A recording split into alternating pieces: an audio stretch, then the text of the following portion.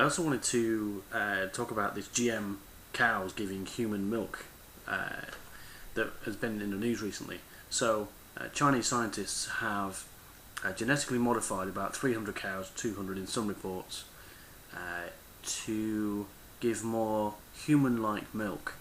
And they're saying that a couple of enzymes that are found in human milk can be produced by these cows. Obviously, they're saying, hey, this is a cool thing. It'll make the milk, healthier, richer, and possibly be in about 10 years be in the shops, and you'll just be able to buy it out of a carton. So the statement here is similar nutritional benefits of human milk, and it could be a possible substitute for human milk. This is so wrong on so many levels. What's wrong with breastfeeding? I mean, the benefits of breastfeeding are well recorded.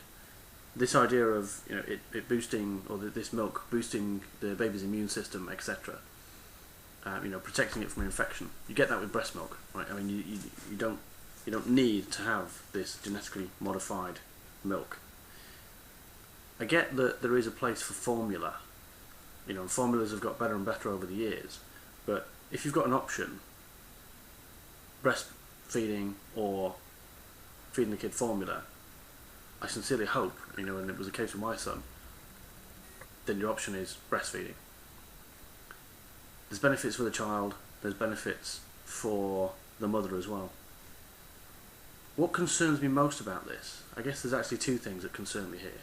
One is, formula at the end of the day is a manufactured product, and it can't be fully tested. Nothing can be fully tested. There's too many combinations, with regards to the environment, the individual taking it, so the baby that's being fed the formula, the way it's prepared, even the manufacturing process. The formula contains many chemical compounds that are themselves subject to variance in the manufacturing process, and when they're combined into the formula, again, that process, the machinery, everything that is a variable factor in the way that formula is made, can obviously vary what that formula is in terms of its composition when it leaves the factory. So we have to ask ourselves, do you want to feed your kids factory produced chemical products, or do you want to breastfeed? And I hope the answer is breastfeeding. Now, I know that some people can't breastfeed. There are women who consider themselves too busy, like to have a drink or something, and there are people that are ill. So formula has a place. You have to have a formula. So I just don't think that genetically modified cow's milk is the solution here, because this is very worrying. I wouldn't feed my 1 to 3 years old genetically modified milk. Those first 6 months of life are ultra critical. We know about the way that children, very young children, babies, can be affected by an overdose of chemicals that wouldn't affect us at all, or hyper quantities of fluoride, for example. And so what we're saying here is, in those very vulnerable, very important early stages of life, let's feed them a chemically produced formula with genetically mutated cow's milk. It's just insane. It's absolutely crazy. Unless there's a medical reason why you can't do it. And frankly, if you think you're too busy to breastfeed, and you think, that you want to go out drinking, smoking, taking drugs, whatever, you need to sit down and have a little chat with yourself, because this is your kid, and you shouldn't be bringing the kids into the world if you can't be in a position to breastfeed. If you then find that you're ill, or there's some other reason that you can't breastfeed, I get it. And I'm saying this because I'm a dad. I've got a kid, so I feel I'm in a position to do this. We breastfed. Yeah, this is just crazy. This is crazy, and I think what this is bringing this out now and saying the formula will be ready in 10 years. It's conditioning. It's conditioning us to the idea of separating essentially mothers from children on yet another level. Just this whole non-breastfeeding sort of bent that I obviously disapprove of. You can tell that. But it's also about conditioning us to accept, even in the early stages of life, genetically modified products, genetically modified foodstuffs. And we already know genetically modified products have been consumed in the US for years, and they are in the UK as well, and we're still fighting the laws. This is just one more way to kind of sneak it in the background and say, well, you've been fed with it for all your life, even when you're a baby. Here it is, GM food. If you're contemplating formula feeding, or maybe this is a great solution, stop.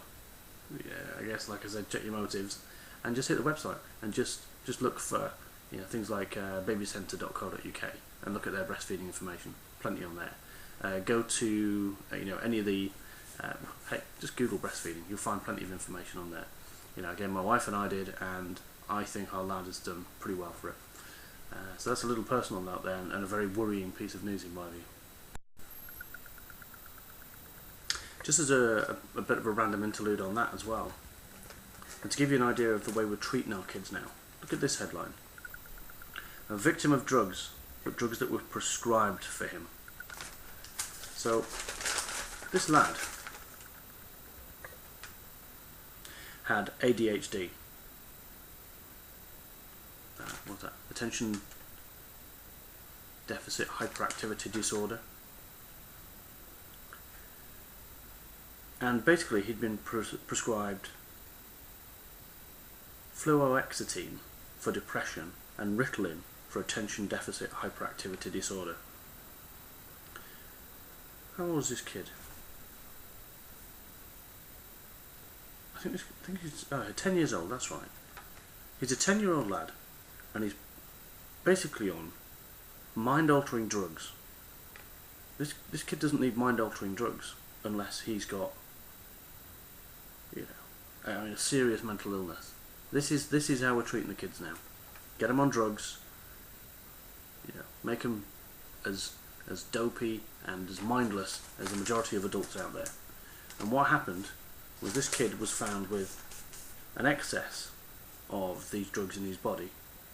He got depressed and he hung himself.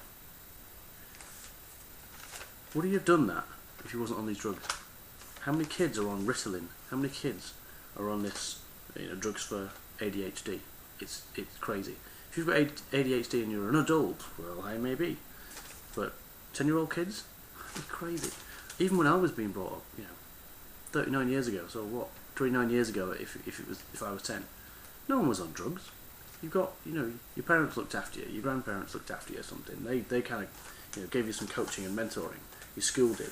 No one had ADHD when I was a kid. Maybe it didn't exist then, right? It wasn't a recognised condition. But they weren't on these drugs. It's absolutely incredible. You've got to protect our kids, because this is how, this is how it starts. They start. This is how the global control grid starts to get a grip of our kids.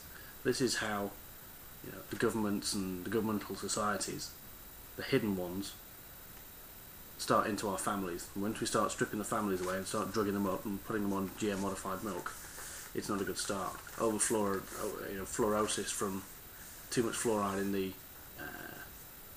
the water. Tick, tick, tick. Vaccines and God knows what else.